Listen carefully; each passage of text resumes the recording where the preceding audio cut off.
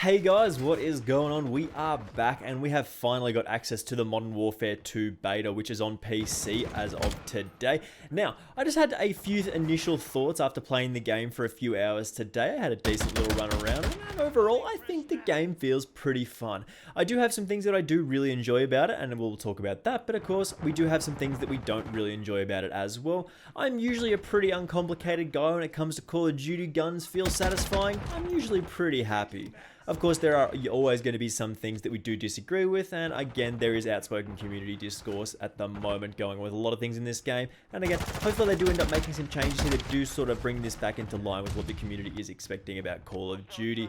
Just before we do get into it here, if you do want to stay up to date with all of the Modern Warfare 2 content, make sure you do hit that subscribe button with those notifications turned on. I do very much appreciate it, and it really does help me out. And again, some of these points are going to be a little bit short form, just basically like napkin writing down, just taking notes off the top of my head, and some of them are a little bit more thought out, a little bit better articulated thoughts, and we'll get to those in a minute. To start us off, as I said, overall the game does feel pretty fun. Again, as I said, I'm pretty uncomplicated when it does come to Call of Duty. Guns feel good, not too bad game. The minimap changes that they've made obviously have people up in arms, and this is some of the discourse that we have seen recently. I believe when you do fire an unsuppressed weapon in this game, you don't appear as a red dot on the radar, and now that is obviously not ideal for some people. I'm not a big fan of that change personally. I'm a big red dot chaser, so this does negatively affect me, but again, I'm not too fussed about it. I'd love to see the red dots on people who are firing unsuppressed weapons. Essentially, it means people can be more aggressive. You sort of have a better idea of where people are when they are moving around and taking flanks and stuff like that when you do see them appear firing an unsuppressed weapon, and that's what suppressors are for usually. The TTK in this game does seem crazy fast, man. Like, the TTK is pretty intense. I've done no calculations or anything like that, but it is very fast. It could potentially be as fast, if not faster, than Vanguard, which is... that's pretty wild. Speaking of wild, the visual recoil in this game on most weapons is actually insane. The recoil patterns for a lot of the guns, from what I've seen as posts on Twitter and stuff like that, actually aren't too bad. Like, the recoil, as you can see, the vertical and the horizontal patterns and stuff like that, usually they're not too bad. Some of them are obviously better than others, but the visual recoil though is pretty intense here with a lot of the guns. As you can see in the background, we're just firing this thing and there's a lot of movement with the sort of iron sights in the gun in general, which does make it harder to hit follow-up shots. So maybe just a little bit of a tweak down on some of the visual recoil, but again, this is like a skill gap kind of thing. There has been a lot of discourse surrounding slide cancelling and reload cancelling. At the moment, they are of course trying to remove slide cancelling from the game. There was a little bit of a time on the beta previously with the PS4 only and PS5 only beta where you could sort of jank around the game and get some slide cancelling happening. You just sort of had to like slide and double tap Y and reload. It just got a bit messy, and they are again trying to remove that. The movement overall does feel a little bit clunky for me. It's not clunky, it's just that you feel a lot heavier. Coming from a game like Vanguard where you do feel a little bit zippy, a little bit floaty, a little bit moving around quite quickly, which does actually feel quite good. In Modern Warfare 2, you do feel quite heavy, which does fit thematically with old Modern Warfare games. Modern Warfare 2 originally, you felt very, very sluggish when you were moving around in that game. And again, maybe that fits thematically here. I do like dolphin diving in terms of that movement, but again, sliding does feel a little bit lame. I'd like it to be a little smoother, maybe get a little bit more of a speed boost, but again, it can be a little bit tricky to balance that kind of thing. I don't want to see Cold War style like slide boost. That was a bit goofy. Maybe just something like Vanguard would fit a little bit more nicely there. Reload cancelling is something that is again a little bit of a skill gap kind of thing. Once you do reload in this game, once the magazine does actually leave that receiver of the gun, you are locked into that animation. You can switch your weapon, you can sort of jump around and do whatever you want. The reload is going through. You can of course switch to your pistol, which again, as you know, is faster than reloading, but you can't switch to your pistol and then switch back to your weapon and cancel that reload animation just to fire a couple of shots from your main weapon. That reload is happening unless you time it absolutely perfectly, and the frame window is very, very small. Again, this is a bit of a skill gap issue for me. Having no reload cancelling does sort of fit a little bit more of a casual player kind of theme, as once you do start a reload, you are unable to change it. However, I really, really do rely on reload cancelling a lot of the time, and I'm noticing that I'm getting killed a lot in Modern Warfare 2 when I wouldn't have gotten killed in Vanguard just by switching to my pistol or something else, my sidearm, and then switching back to my primary just to fire a couple more bullets to save that reload, but you are locked into that animation. I don't think that's a good thing for this game. The 6v6 maps, from what I have seen, seem appropriately sized. I've only seen 3, I believe, so far, but from what I can tell, they all seem fairly decent. I think my favorite one so far is the Farm 18 map, which I think is a pretty decent one. You get a bit of a combination sort of style of combat. but again, it can be a little bit campy with another thing that we're about to talk about, and that is of course the footstep sounds. Now the footsteps in this game are absolutely ridiculously loud, and honestly it's super distracting sometimes. You might notice in the gameplay in the background that I'm just sort of idly looking around a bit aimlessly, just sort of listening to footsteps, and they usually do turn out to be my teammates' footsteps, but I'm a bit jumpy and moving around and looking around and stuff like that anyway, and if I do hear a teammate's footsteps, I'll look over there and then an enemy will round the corner and kill me anyway. So that kind of footstep nonsense is a bit janky.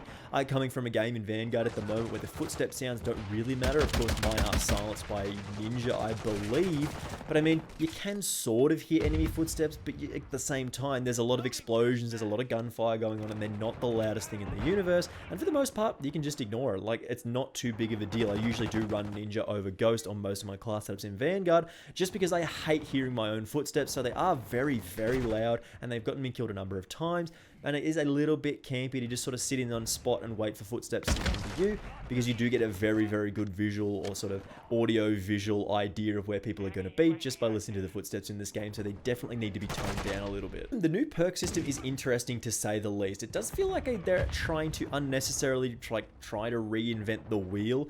If you're unfamiliar with how it works, basically you get to pick 2 perks for your start, and then over the course of the game you will get 2 more perks at set intervals. I believe there's like a transition perk and then like the ultimate perk, which does contain ghost, which is kind of cool.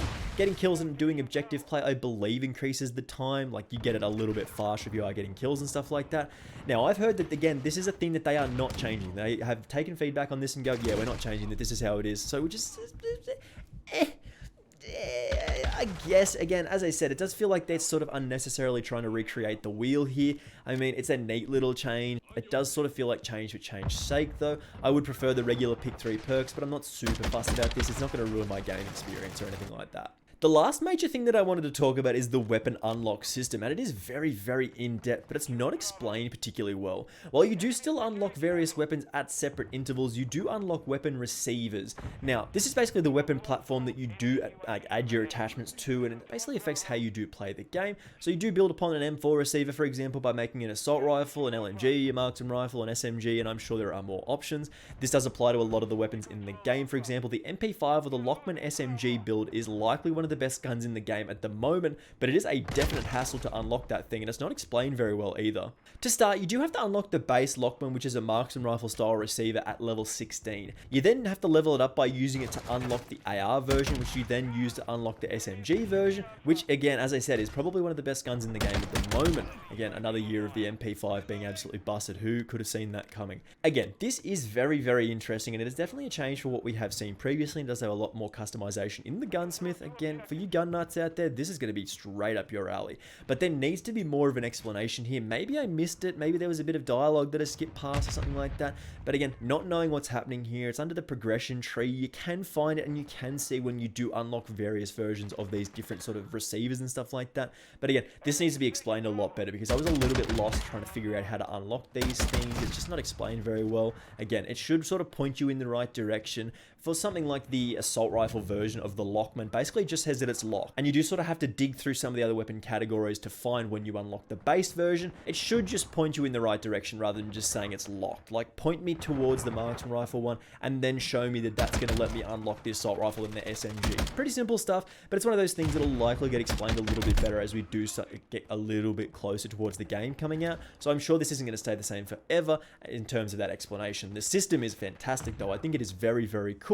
It's a great change, but again, it just needs to be explained a little bit better. I also like that once you do unlock an attachment, you unlock it for all of the weapons that do use that attachment. This is great for like underbarrels and grips and stocks and stuff like that on certain weapons. They do share them, and once you unlock them for a specific weapon, you unlock it for all of the weapons. This is particularly important for underbarrels, which is really great change, especially in something like a beta where unlocking stuff can be a little bit of a pain, like it was in the Cold War beta, for example. But as I said, overall, I do think the game does feel quite nice. Personally, I do think the movement and sort of running around does feel a little bit sluggish. Like, you do feel heavy is the way I would describe it. You do feel like you're almost sort of pushing through mud or something like that. Movement speed could probably be a little bit faster for my liking, but again, that's one of those things that they will likely tweak once they see a little bit more feedback, or again, it's just something that we get used to. Like, Vanguard is quite a fast-paced Call of Duty game, and then something like moving to this feels a little bit more slow, which is okay, but again, it's not everyone's cup of tea. So I'm very excited to play more of the beta. I'm definitely excited to unlock the Lockman SMG, which which does seem to be pretty